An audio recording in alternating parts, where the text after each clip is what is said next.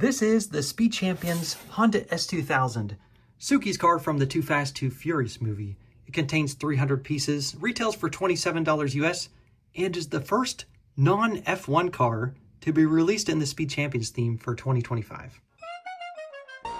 The contents consist of 4 numbered bags, an instruction manual, chassis piece, and bag of wheel covers, and a sticker sheet with 28 stickers. As you would expect, there's a lot of pink pieces in many different shapes, mostly hot pink or bright purple as LEGO calls it. There's 2 new sets of wheel covers, fenders in pink, unprinted game controllers, and all of these printed elements.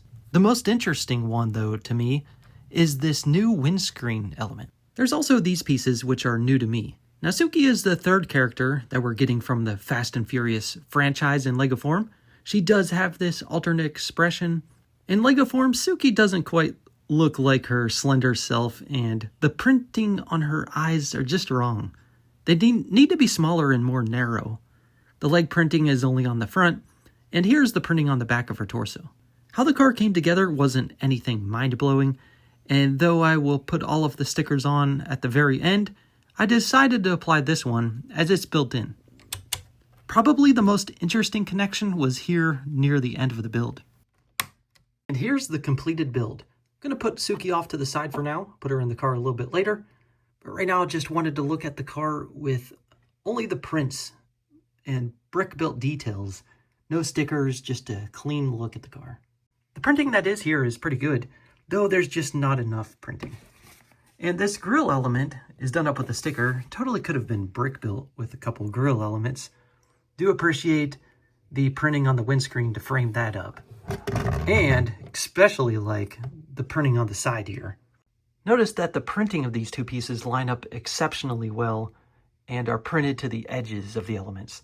Notice there's some forward rake in the car, and I'm not particularly fond of how this looks.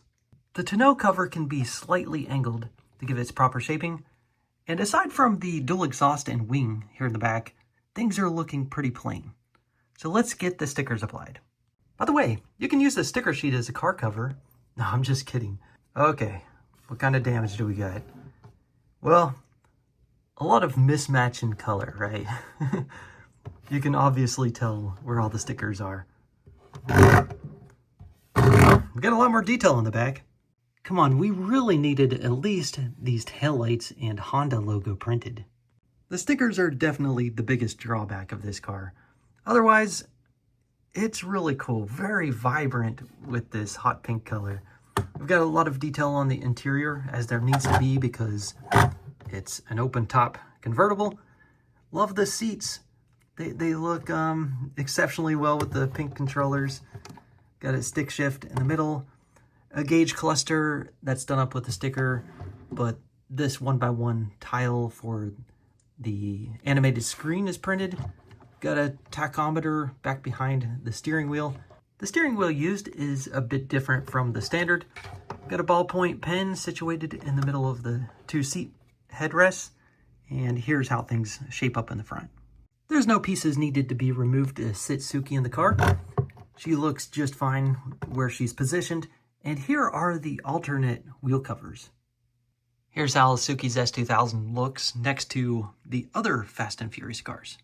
Of course, it looks particularly good next to Brian's Too Fast, Too Furious Skyline. Notice that it's a little bit shorter on length. Anyway, glad to see that both of these sets are available for purchase at the same time. This car is an amazing addition to the Speed Champions collection.